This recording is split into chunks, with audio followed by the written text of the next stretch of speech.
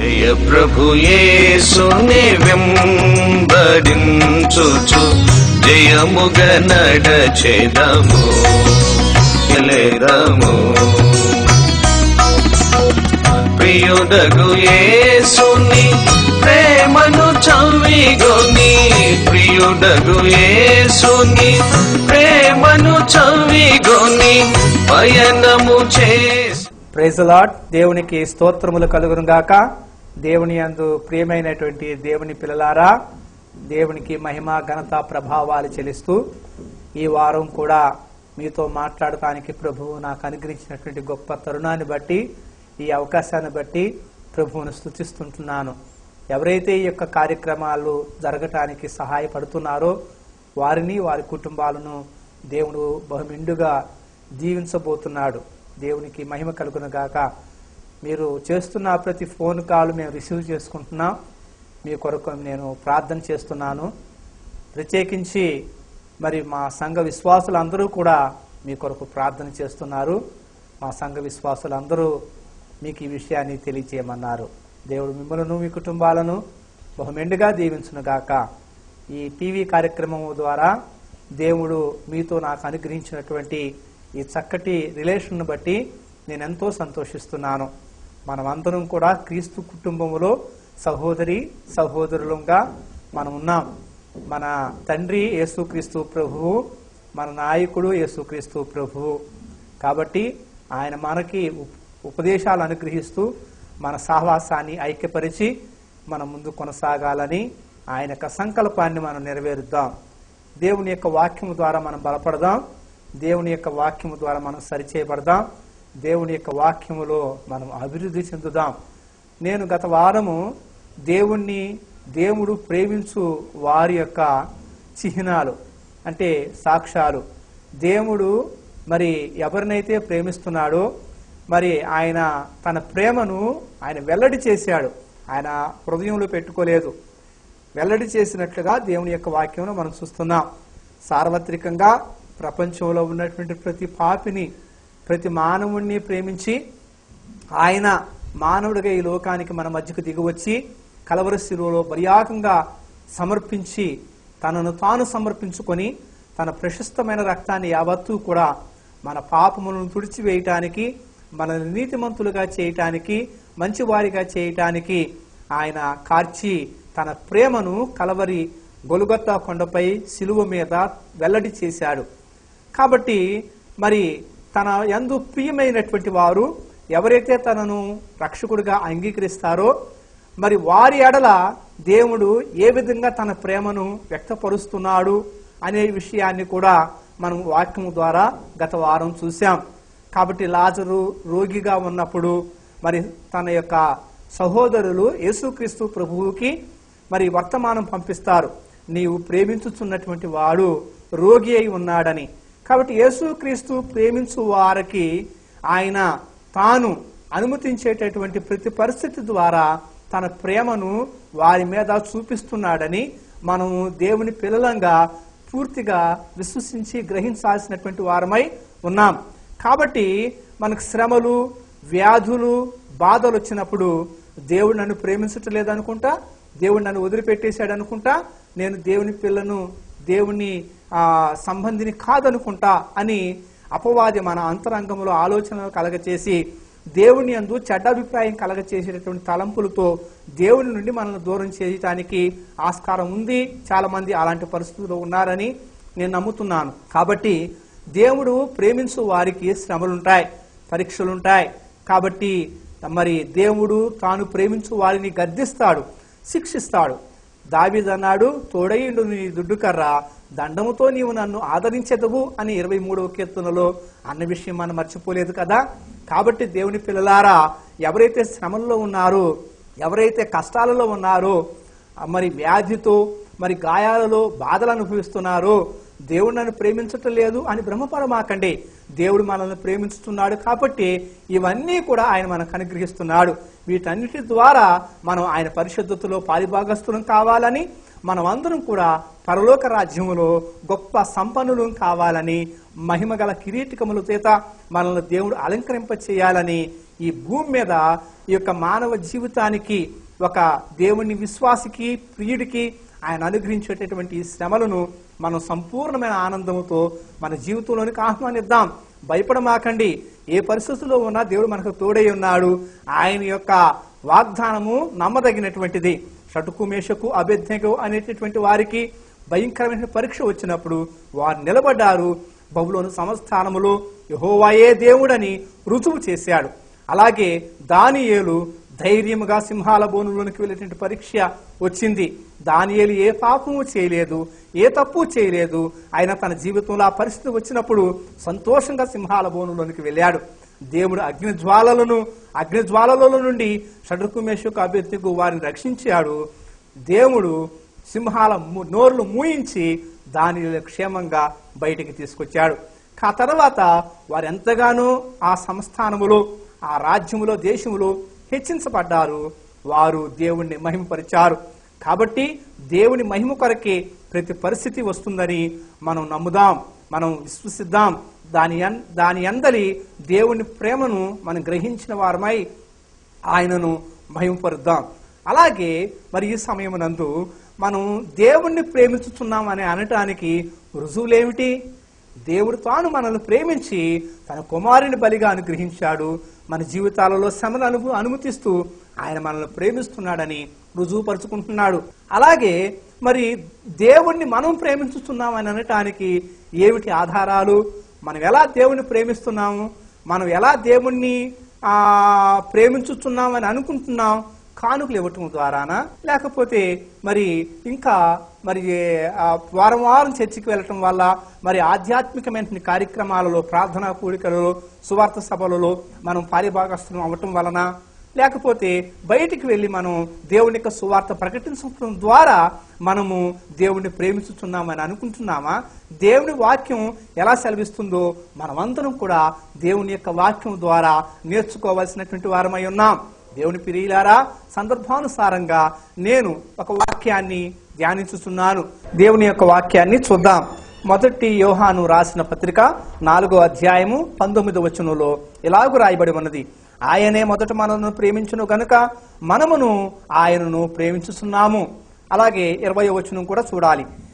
ఎవడైనను నేను దేవుణ్ణి ప్రేమించుతున్నానని చెప్పి తన సహోదరుని ద్వేషించిన ఎడల అతడు అబద్ధీకుడగును. తాను చూచిన తన సహోదరుని ప్రేమింపనటువంటి వాడు తాను చూడని దేవుణ్ణి ప్రేమింపలేడు. దేవుడు ప్రేమించువాడు తన సహోదరుణ్ణి కూడా ప్రేమింపవలెనను ఆజ్ఞ మనం ఆయన వలన పొంది ఉన్నాము. కాబట్టి ఇక్కడ మనం చూస్తున్నాము దేవుని యొక్క వాక్యములో ఆయనే మొదట మనల్ని ప్రేమించను. కాబట్టి మనము ఆయనను ప్రేమించుతున్నాము. కాబట్టి ఆయన మనల్ని ప్రేమించాడు. ఆయన ఏమంటున్నాడంటే, నేను మిమ్మల్ని ప్రేమించాను, మీరు నన్ను ప్రేమించండి అని అంటున్నాడు. ఆయన మనల్ని ప్రేమించి తనను తాను అప్పగించుకున్నాడు, తనను తాను సమర్పించుకున్నాడు. మనము ఆయనను ప్రేమించమని ఎలా కోరుతున్నాడనంటే, నీ సహోదరుని ప్రేమించటమే నన్ను ప్రేమించటం అని అంటున్నాడు. మన సహోదరులు ఎవరు? సంఘంలో ఉన్నటువంటి మన యొక్క విశ్వాసులు, అలాగే ఇరుగు పొరుగు వారు, దేవుని చేత ప్రేమింపబడుతున్నటువంటి వారు, సర్వ ప్రపంచంలో మానవులందరూ దేవుని చేత ప్రేమించబడుతున్నటువంటి వారు. ఆయన నీతిమంతుల మీదను అనీతిమంతుల మీదను ఆయన వర్షము కుమ్మరిస్తున్నాడని వాక్యంలో మనం చూస్తున్నాం. కాబట్టి మన సహోదరుని మనం ప్రేమింపకుండా, ఆయనను మన సహోదరుని ద్వేషించుచు దేవుణ్ణి మనం ప్రేమించుతున్నామని అనుకుంటుంటే మనం ఎవరు అంటండి? అబద్ధీకులం అంట. అంటే మనం అబద్ధం ఆడుతున్నామని వాక్యములో తేటగా స్పష్టంగా రాయబడి ఉన్నది. కాబట్టి ఎవడైనను తన సహోదరుని ద్వేషించి నేను దేవుణ్ణి ప్రేమించుతున్నానని చెప్పిన ఎడల వాడు అబద్ధీకుడు. చూచుచున్నటువంటి సహోదరుని ప్రేమింపనటువంటి వాడు చూడని దేవుణ్ణి ఎలా ప్రేమింపగలడు అని అంటున్నాడు. దేవుని యొక్క వాక్యం ఎలా సెలవిస్తుంది. కాబట్టి మనము అందరితో సమాధానకరంగా ఉండాలి, ఎవరిని కూడా ద్వేషించకూడదు. మానవ నైజం ఏంటంటే, ఒకళ్ళ మీద సాడీలు చెప్పాలన్నా, ఒకళ్ళ గురించి చెడ్డగా చెప్పాలన్నా మనకెంతో ఉత్సాహంగా ఉంటుంది, ఎంతో మరి ఆనందంగా ఉంటుంది. అలా చెప్పటం వల్ల ఎవరితో అయితే మనం చెబుతున్నామో వాళ్ళు మనల్ని మెచ్చుకుంటారు. ఆహా, అతని కంటే ఇతను చాలా మంచివాడు అన్నమాట అని అనుకుంటారని మనం భ్రమపడతాం.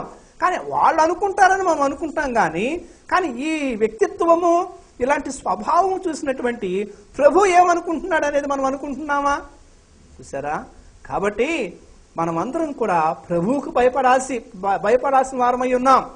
కాబట్టి మనము సహోదరుని ద్వేషించి దేవుణ్ణి ప్రేమించుతున్నామని అంటే ఆ ప్రేమ నిజమైనటువంటిది కాదు. కాబట్టి మన సహోదరులను మనం ద్వేషించి మనము చక్కగా చర్చికి రావటం వలన, ఆధ్యాత్మికమైన కార్యక్రమాల్లో పాలుభాగస్తులం కావటం వలన, సువార్త పరిచర్యలు చేయటం వల్ల, దేవుని సేవ చేయటం వల్ల, అలాగే మన దశమ భాగాలు ఇవ్వటం వల్ల, మన కానుకలు సమర్పించటం వల్ల, లేకపోతే ఇలాంటి టీవీ వర్తమానాలు స్పాన్సర్ చేయటం వల్ల నాకు పుణ్యం వచ్చేస్తుంది, నేను దేవుని ఇంతగా ప్రేమిస్తున్నాను చూసావా అని అనుకుంటే అది చాలా రాంగ్, అది చాలా తప్పు, అది దేవుడు ఒప్పుకోడు. కాబట్టి దేవుడిని ప్రేమించు వారు సహోదరుణ్ణి ప్రేమించాలి. సంఘంలో కొంతమంది అంటారు, ఈ కుటుంబం అంటే మాకు పడదండి, ఈ సహోదరు అంటే మాకు నచ్చడండి. ఇంకొక సహోదరి అంటారు, ఆ సహోదరి ఇంటికి నేను వెళ్ళనండి, ఆ సహోదరితో నేను మాట్లాడనండి. మరి ఇలా సమాధానం లేనటువంటి మనము సమాధానపరిచినటువంటి దేవుడు మనం ఎలా సమాధానపరచబడినటువంటి జీవితంలో కొనసాగుతున్నాం అంటే మనం సమాధానపరచబడ్డామా, లేకపోతే అసమాధానమైనటువంటి జీవితంలో జీవిస్తూ సమాధానపరచబడ్డామని భ్రమతో జీవిస్తున్నామా? ఎవరిని మనం మోసం చేస్తున్నాం? మన తోటి పక్కన ఉన్నటువంటి మన సహోదరులను, దేవుని యొక్క రక్తం చేత కడగబడ్డటువంటి వారిని ప్రేమించకుండా దేవుణ్ణి మనం ప్రేమిస్తున్నామని అంటే అది ఎలా చలామణి అవుతుంది? ఆ మాటకి దేవుని యొక్క వాక్యం ఎలా సహకరించింది, సపోర్ట్ చేస్తుంది? ఒకసారి ఆలోచించండి. తల్లిదండ్రులైనటువంటి మనము, పిల్లలు ఉన్నటువంటి వారము, మన కడుపును పుట్టినటువంటి పిల్లలు అన్నదమ్ములకు పడకపోతే, అక్క చెల్లెలకు పడకపోతే, అక్కకి తమ్ముడికి పడకపోతే, అన్నా చెల్లెలకు పడకపోతే, తండ్రి మేము నిన్ను ప్రేమిస్తున్నాము, అమ్మా నేను మిమ్మల్ని ప్రేమిస్తున్నాము అని అంటే అసలు వాళ్ళలో ప్రేమ లేకుండా మనల్ని ప్రేమిస్తున్నామని అంటే మనకు సంతోషంగా, సాటిస్ఫాక్షన్గా ఉంటుందంటారా? పోనీలే, మీరు ఎలా చేస్తే చచ్చారులే, మీరు మమ్మల్ని ప్రేమిస్తున్నారుగా చాలని మనం తృప్తి చెందుతామా? అది నిజంగా మన అంతరంగంలో ఆనందంగా ఉంటుందా? కాదు కదా. అలాగే ప్రభువు కూడా ఏమంటున్నాడంటే, యేసు రక్తం చేత విమోచించబడ్డటువంటి మనం అందరం కూడా సహోదరి సహోదరులము. కాబట్టి ఆయన యొక్క శరీరములో అవయవాలుగా ఐక్యపరచబడ్డాం, జతపరచబడ్డాం. కాబట్టి మనం అందరం కూడా ఒకరినొకరిని ప్రేమింప బద్ధులమై ఉన్నాం. సహోదరుడిని ప్రేమించటానికి ఎలాంటి ఆటంకకరమైన పరిస్థితులు రావటానికి ఆస్కారం ఉంటుందో ఆ పరిస్థితులకు మనం చోటు ఇవ్వకుండా ఉండటం చాలా మంచిది. అది డబ్బు వల్ల కావచ్చు, లేకపోతే మరి ఏ ఇతర కారణాల వలనైనా కావచ్చు, మనం ఏదైనా ఒక మాట సహాయం చేయటం వలనైనా కావచ్చు. మన మాట సహాయం చేసి మన సహోదరులను దూరం చేసుకునే దానికన్నా మాట సహాయం చేయొద్దన్న అభిప్రాయం కాదు. కానీ ఒకవేళ చేసి ఆ పరిస్థితి వచ్చినా ఆ పరిస్థితి రాకుండా జాగ్రత్త పడాల్సినటువంటి అవసరము దేవుని పిల్లలుగా, వాక్యం ఎరిగినటువంటి వారిగా మనకున్నది. కాబట్టి దేవుని బిడ్డలారా, మనము మన సహోదరులను ప్రేమించకుండా దేవుణ్ణి ప్రేమించుతున్నామని అంటే దానికి వాక్యం ప్రభు ఒప్పుకోడు. మొట్టమొదటిగా నువ్వు వెళ్ళి నీవు ఏ సహోదరితో అయితే, ఏ సహోదరుడితో అయితే నువ్వు అసమాధానంగా ఉన్నావు, సమాధాన పడమంటాడు ప్రభు. నువ్వు సమాధాన పడిన తర్వాత వచ్చి ప్రార్థన చేయి, నీ ప్రార్థన ఆలకిస్తా. నువ్వు వచ్చి ఆరాధన సమర్పించు, నీ ఆరాధన నాకు సంతోషంగా ఉంటుంది. నువ్వు నన్ను పొగుడుతా ఉండి, నువ్వు నన్ను గణపరుస్తా ఉండి నీ పెదవులతోటి, కానీ నీ హృదయంలో నా కుమారుడు నా కుమార్తెను నీవు ద్వేషిస్తుంటే నేను ఎలా సంతోషంగా ఉండగలను అని అంటాడు ప్రభువు. కాబట్టి దేవుని పిల్లలారా, మనం దేవుని యొక్క వాక్యాన్ని లోతుగా ఎరగవలసినటువంటి వారమై ఉన్నాం ఈ సందర్భానుసారంగా. కాబట్టి దేవుణ్ణి ప్రేమించుతున్నాం అన్నట్టు ఆయన రుజువు ఏమిటంటే మొట్టమొదటిగా మన సహోదరులను ప్రేమించుటయే. మరొక వాక్యం మనం చూసుకుందాం. యోహాను రాసిన మొదటి పత్రిక 4వ అధ్యాయము 11వ వచనం 12వ వచనం ఇలా రాయబడి ఉన్నది. ప్రియులారా, దేవుడు మనలను ఇలాగూ ప్రేమింపగా మన ఒకరినొకడము ప్రేమింప బద్ధులమై ఉన్నాము. ఏ మానవుడును దేవుణ్ణి ఎప్పుడునూ చూడలేదు.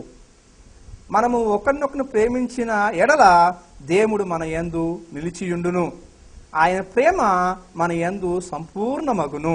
కాబట్టి ఇక్కడ మనం చూస్తున్నాం, దేవుణ్ణి ఎవ్వరూ మనం చూడలేదు, కానీ దేవుని యందు నిలిచి ఉన్నాము అని అంటే దేవుణ్ణి చూసేటటువంటి అనుభూతి, ఆ సంతోషము ఎప్పుడు కలిగిద్దనంటే మన సహోదరుడిని ప్రేమించుతున్నప్పుడు, సంపూర్ణంగా ప్రేమించుతున్నప్పుడు. కాబట్టి మరి దంభంగా ప్రవర్తించదు, మరి అహంకారంగా ఉండదు, ఆ ప్రేమ దోషాలన్నింటినీ కప్పిద్ది. కాబట్టి దైవికమైనటువంటి ప్రేమ వేరు, మానవ స్వభావంతో కూడినటువంటి ప్రేమ వేరు. ఒకప్పుడు మనం మానవ స్వభావంతో కూడినటువంటి ప్రేమ కలిగి ఉన్నాం. ఎప్పుడైతే యేసుక్రీస్తు ప్రభువుని మన సొంత రక్షకుడిగా అంగీకరించామో మానవ ప్రేమ ఉండదు, మనలో దైవికమైన ప్రేమ ఉంటుంది. మానవ ప్రేమలో స్వార్థం ఉంటుంది, మానవ ప్రేమలో మరి అసూయ ఉంటుంది, మానవ ప్రేమలో ఏదైనా సరే మనకి చేస్తాడనేటటువంటి ఆలోచన ఉంటుంది. కానీ దేవుని యొక్క ప్రేమ నిస్వార్థమైనటువంటిది, దేవుని యొక్క ప్రేమ పవిత్రమైనటువంటిది, అంటే లోపం లేనటువంటిది దేవుని యొక్క ప్రేమ, కళంకం లేనటువంటి దేవుని యొక్క ప్రేమ. ఆ కళంకం లేనటువంటి పరిశుద్ధమైనటువంటి ప్రేమ ఎప్పుడు మన జీవితంలోకి ప్రవేశించిందంటే ఎప్పుడైతే యేసుక్రీస్తు ప్రభువుని మన సొంత రక్షకుడిగా అంగీకరించామో ఆ ప్రేమ మనలో ప్రవేశించింది. ఆ ప్రేమలో మనం నిలిచి ఉండాలి. కాబట్టి ఆ ప్రేమలో మనం కొనసాగాలి మన జీవితం కూడా. కాబట్టి మనము మన సహోదరులు చేసిన తప్పులు మనము 10 మందికి బహిర్గతం చేస్తున్నట్టయితే తప్పే, వాళ్ళు చేసింది ఏదైనా సరే తప్పే. కానీ మనము ఆ తప్పును మరి 10 మందికి ఎక్స్పోజ్ చేస్తూ 10 మందికి ప్రచారం చేస్తామన్నట్టయితే మనం నిజంగా మన సహోదరుని ఏం చేస్తున్నామంటే హత్య చేస్తున్నాం. సహోదరుని ద్వేషించు వాడు నరహంతకుడని దేవుని యొక్క వాక్యంలో మనం చూస్తూ ఉంటున్నాం. ఎవడైనాను ఒకడు దైవికమైన త్రోవ నుండి తప్పిపోతున్నట్లయితే సాత్వికమైన మనసుతో వాడిని మనం హెచ్చరించి తిరిగి మరలా ఆ మార్గంలోనికి రావటానికి మనం ప్రయత్నం చేయాలి. మనం వ్యక్తిగతంగా గద్దించాలి, వ్యక్తిగతంగా మాట్లాడాలి. అంతేగాని మనం 10 మందికి ప్రచారం చేస్తే అతన్ని మనం ప్రేమించుతున్నామని కాదు. నిజమైనటువంటి ప్రేమ పాపాలను తప్పులను కప్పిపెట్టింది. యేసుక్రీస్తు ప్రభు మనల్ని ప్రేమించాడు, మన పాపాలన్నీ తొలగించేశాడు, మన పాపాలన్నీ క్షమించేసేసాడు. మనం మన సహోదరుని ప్రేమింపకపోతే మనం క్రీస్తు స్వభావం గలవారమని ఎలా మనం చెప్పుకోగలుగుతాం?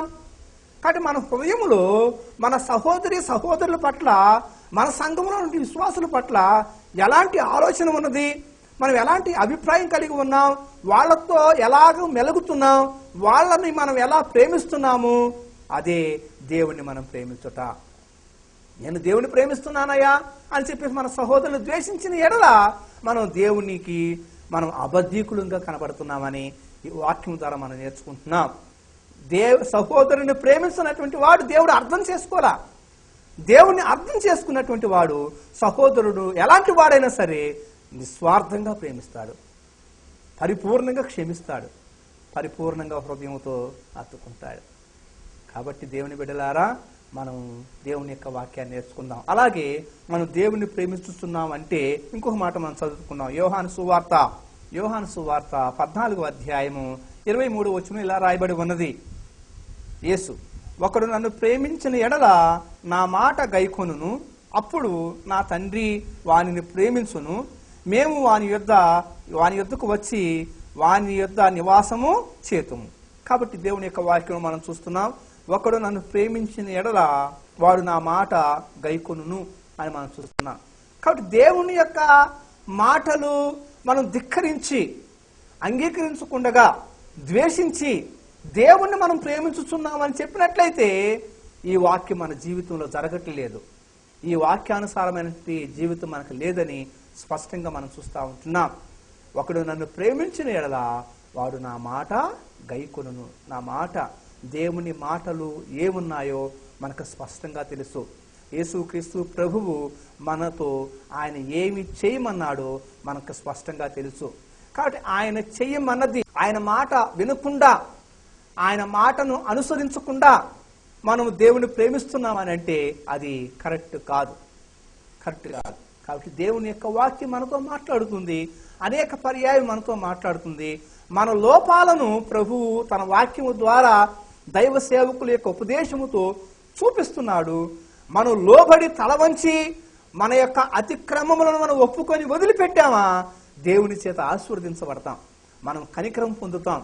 ఒకవేళ ఆయన మాటలను మనము ధిక్కరించి ఏదోలే కానీలే అన్నట్టుగా మనం సమర్థించుకున్నటువంటి జీవితంతో మనం కొనసాగుతున్నట్లయితే మనం దేవుణ్ణి ప్రేమించటం లేదని దేవుని యొక్క వాక్యం స్పష్టంగా చెబుతుంది. ఒకడు నన్ను ప్రేమించినలా నా మాట కైకొనును. మనం చూస్తాం పాత నిబంధనలో సౌలు మరి ఇశ్రాయేలు ప్రజలపైన మొట్టమొదటి రాజుగా దేవుడు అభిషేకించుకున్నాడు. ఆయన ఏర్పరచుకున్నాడు. ఆయన గాడిదలు కాసేటటువంటి ఒక సాధారణమైనటువంటి మానవుణ్ణి ప్రభువు ప్రేమించి తన యొక్క ప్రజల పైన రాజుగా నియమించాడు, అభిషేకించాడు. ఒక చిన్న తప్పు చేశాడు, ఒక చిన్న విషయంలో నమ్మకంగా ఉండలేదు, అంటే ఒక చిన్న మాట అతను వినలేదు, ఆ మాటను మరి ఆ మాట ప్రకారంగా తాను చేయలేదు. దేవుడు అసహించుకున్నాడు. అతను రాజుగా మరి అభిషేకించినందుకు, ఏర్పరచుకున్నందుకు మరి ఎంతగానో బాధపడ్డాడు దేవుడు. మరి పశ్చాత్తాపడ్డట్టుగా మనం చూస్తూ ఉంటున్నాం. ఆ సందర్భంలో ప్రభు యొక్క వాక్యం సెలవిస్తుంది ఏంటంటే, పొట్టేలు కొవ్వును అర్పించుట కంటే మాట వినుట శ్రేష్టము. మాట వినుట శ్రేష్టము. మాట విన్నప్పుడు ఉండేటటువంటి ఆశీర్వాదము చాలా గొప్పది. సారేపతి విధవరాలు, ఆమె తన ఇంట్లో భోజనం లేక చాలా తక్కువ భోజనం మాత్రమే ఉన్నప్పుడు ఆ తక్కువ భోజనాన్ని దైవజనుడికి పెట్టమని దైవజనుడు అడిగినప్పుడు ఆమె మనసు అంగీకరించలేదు. ఆమె భయపడిపోయింది. అయ్యా, ఇది చివరి భోజనము, ఈ భోజనం చేసిన తర్వాత మేము చనిపోవాల్సిందే అని అన్నదామే. అయితే దైవజనుడైనటువంటి ఏలియా ఆమెతో అంటాడు, అమ్మా భయపడమాక, నీవు పోయి మొట్టమొదటికి ఒక అప్పం చేసి నా యొద్దకు తీసుకురా. కాబట్టి దేవుడు సెలవిస్తున్నది ఏంటంటే, మరి తిరిగి మరలా ఆకాశం నుండి వర్షం కురిసేంత వరకు నీ కుటుంబంలో గొప్ప సమృద్ధి ఉంటుంది, గొప్ప దీవెన ఉంటుంది అని చెప్పేసి అన్నప్పుడు ఆ మాటకి ఆమె విధేయురాలైంది. యెహోవా సెలవిస్తున్నాడు అని ఎప్పుడైతే దైవజనుడు అన్నాడో ఆమె ఆ మాటకు విధేయురాలైంది. ఆ మాటకు ఆమె కట్టుబడి ఉంది. ఆ మాటను ఆమె నమ్మింది. ఆ ప్రకారంగా భయపడకుండా చేసింది. ఎప్పుడైతే ఆ మాటకు ఆమె లోబడిందో, ప్రభు యొక్క మాట ఆమె వినదో, ఆమె కుటుంబంలో సమృద్ధి, ఆమెయు ఆమె ఇంటి వారును ఆమెతో కూట ఉండేటటువంటి వాళ్ళందరూ కూడా చాలా దినాలు భోజనం చేశారని, తృప్తిగా భోజనం చేశారని మనం చూస్తున్నాం. దేశం అంతా కరువు ఉన్నది కానీ మాట విన్నటువంటి కుటుంబములో కరువు లేదు. ఏ కుటుంబం అయితే దేవుని యొక్క మాటకు భయపడుతుందో, ఏ కుటుంబం అయితే దేవుని యొక్క మాటను అనుసరించిద్దో, ఏ కుటుంబం అయితే దేవుని యొక్క మాటకు శిరస్సు వంచిద్దో, ఏ దేవుని కుమారుడు కుమార్తె దేవుని యొక్క మాటకు శిరస్సు వంచి ఆ ప్రకారంగా వింటారో వాళ్ళ జీవితంలో, వాళ్ళ కుటుంబములో సమృద్ధి. సారేపతి గ్రామంలో ఉన్నటువంటి ఒక పేద వెధవరాలి ఇంట్లో ఉన్నటువంటి సమృద్ధి, ఆ ఆశీర్వాదము మనలో, మన జీవితంలో, మన కుటుంబాలలో ఉండాలంటే తప్పనిసరిగా దేవుని మాట మనం వినాలి. దేవుని మాట వినకుండా నేను దేవుని ప్రేమిస్తున్నాం అన్నట్లయితే ప్రభు దాన్ని అంగీకరించడు. దేవుని బిడ్డలారా, దయచేసి మీకు కొంచెం బాధ అయినప్పటికీ కూడా, మరి నా జీవితంలో కూడా ఒకప్పుడు నేను వాక్యం ఎరగనప్పుడు నేను నా ఇష్టానుసారంగా జీవించాను. దేవుని యొక్క వాక్యం ప్రభు పరిశుద్ధాత్మ ద్వారా నాకు బయలుపరిచినప్పుడు నేను నేర్చుకొని, నేను ఆ ప్రకారంగా లోబడి సరిచేసుకొని, ఇంకా సరిచేసుకుంటూనే, దేవుడు నేర్పిస్తున్న కొద్దీ సరిచేసుకుంటూనే ఆయన నాకు కావాలి, ఆయన ప్రేమ నాకు కావాలి, ఆయన ప్రేమ నాలో నిలిచి ఉండాలి, ఆయన తప్ప నాకు ఏది అవసరం లేదు, ఆయన కోసం నేను ఏదైనా చేస్తాను అని తీర్మానం తీసుకున్నప్పుడు, ప్రభు అనేక విషయాలు బయలుపరిచినప్పుడు నేను లోబడ్డాను. దేవునికి స్తోత్రం కలుగునగాక, దేవునికి మహిమ కలుగునగాక. కాబట్టి ప్రియ దేవుని కుమారుడా, ప్రియ దేవుని కుమార్తె, నువ్వు నిజంగా దేవుణ్ణి ప్రేమిస్తున్నావా అన్నట్టయితే నువ్వు దేవుని యొక్క మాట వినాలి. దేవుని మాట నువ్వు వినకుండా ఉంటే దేవుడు నీ జీవితాన్ని బట్టి, దేవుని మాట వినకపోతే నా జీవితాన్ని బట్టి ప్రభు మహిమ పొందడు, ప్రభు సంతోషించుడు. మరొక వాక్యం దయచేసి మనం నేర్చుకుందాం. 1 యోహాను పత్రిక 5వ అధ్యాయము 2-3 వచనాలు మనం చూద్దాం. మనము దేవుణ్ణి ప్రేమించుచున్నామా, ఆయన ఆజ్ఞలను నెరవేర్చితమైతిమా, దేవుని పిల్లలను ప్రేమించుచున్నామని దాని వలనే ఎరుగుదుము. 3వ వచనం, మనం ఆయన ఆజ్ఞలను గైకొనుటి దేవుణ్ణి ప్రేమించుట, ఆయన ఆజ్ఞలు భారమైనవి కావు. కాబట్టి దేవుని యొక్క ఆజ్ఞలను గైకొనుటియే దేవుణ్ణి ప్రేమించుట అనే మాట స్పష్టంగా మనం ఇక్కడ చూస్తూ ఉంటున్నాం. కాబట్టి మనము దేవుణ్ణి ప్రేమించుచున్నామా, ఆయన ఆజ్ఞలను ప్రేమిస్తాం, ఆయన ఆజ్ఞలను నెరవేరుస్తామని ఇక్కడ యోహాను భక్తుడు రాస్తా ఉంటున్నాడు. కాబట్టి దేవుని పిల్లలారా, తన ప్రియులైనటువంటి సహోదరి సహోదరులను ద్వేషించుచు నేను దేవుణ్ణి ప్రేమించుచున్నానని అనుకున్నట్లయితే మనం అబద్ధీకులము. అలాగే దేవుని యొక్క మాటలు మనం వినకుండగా, దేవుని మాటలకు మనం లోబడకుండా ఉన్నట్లయితే మనం దేవుణ్ణి ప్రేమించుచున్నామని అనటానికి నిజమైనటువంటిది ఆ మాట కాదు. దేవుని యొక్క వాక్యం ద్వారా మనం నేర్చుకుంటున్నాం. కాబట్టి ఈ ఒక్క వర్తమానాలు వింటున్నటువంటి మీరు మనమందరం కూడా దేవుని యొక్క వాక్యానికి లోబడినటువంటి వారమై ఆయన ప్రేమను మనం పొందుకున్నాము. ఆయన ప్రేమను పొందుకున్నటువంటి మనము పొందుకున్నటువంటి ప్రేమను మనం రిఫ్లెక్షన్ చేసి అందరికీ కూడా, ప్రపంచానికి అంతటికి కూడా మనం అందించవలసినటువంటి వారమై ఉన్నాం. ఎవరు ప్రపంచం?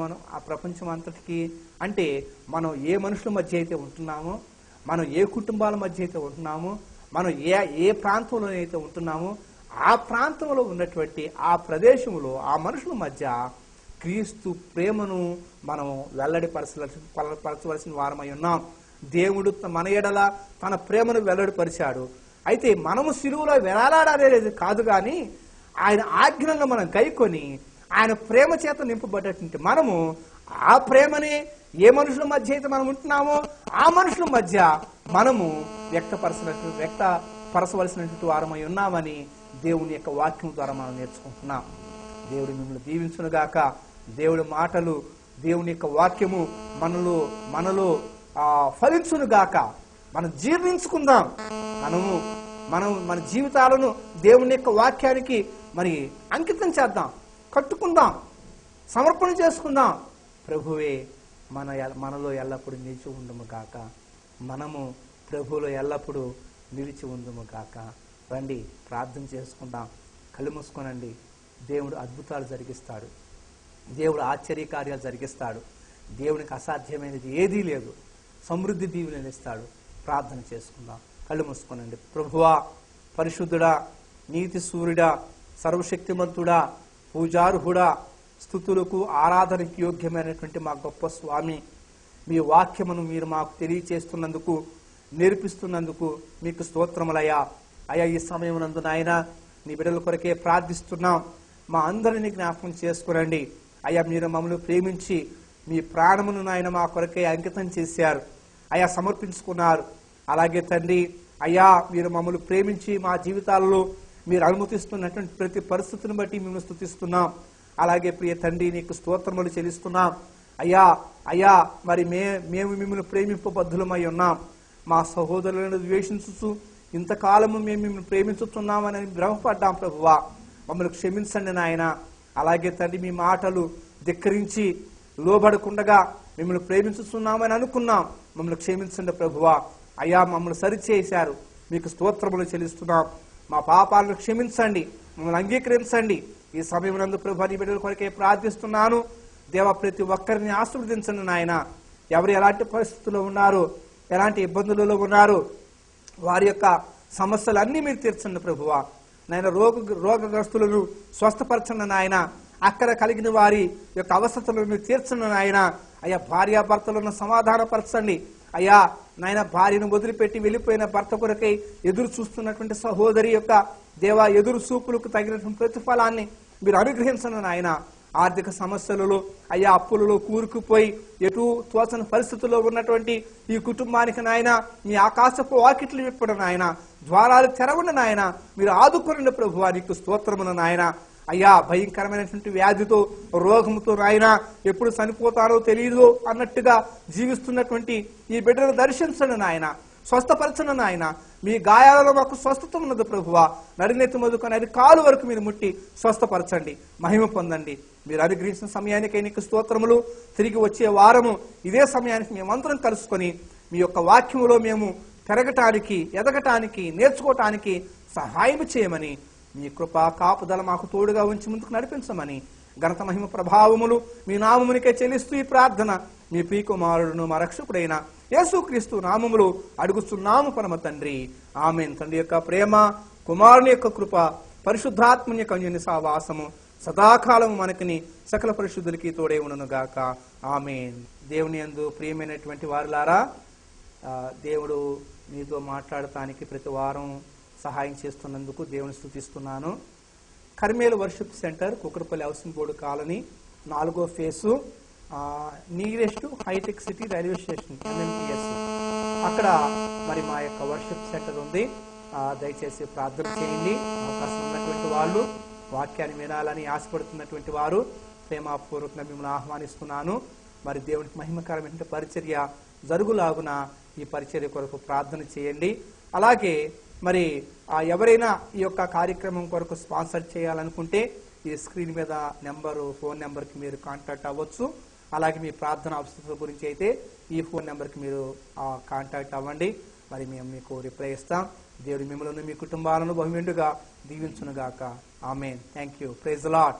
జయ ప్రభు యేసుని వెంబడించుచు జయముగా నడచెదము.